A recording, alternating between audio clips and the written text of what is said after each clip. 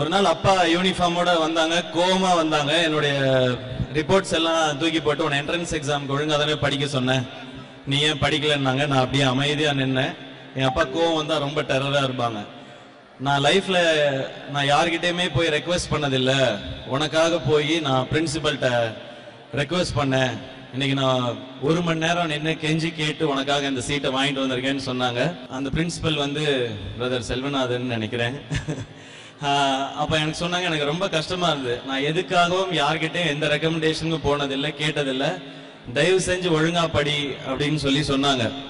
நான் அதுக்கப்புறம் 10th டீசெண்டா ஸ்கோர் பண்ணி 80% பிளஸ் மார்க்ஸ் வாங்கிடுவேன். ரொம்ப வஸ்ட்டும் இல்லை, ரொம்ப சூப்பரா படிக்கிறாலும் கிடையாது. பட் அன்னைக்கு அப்பாவை வந்து இங்க சீட்டுக்காக நிக்க வச்சிட்டேனேன்னு ஒரு கஷ்டம் இருந்தது. அது இன்னைக்கு கம்ப்ளீட் ஆயிடுச்சுன்னு நினைக்கிறேன். அப்பா உங்க பையன் இன்னைக்கு சீஃப் கெஸ்ட் அதே கேம்பியன் ஸ்கூல்ல.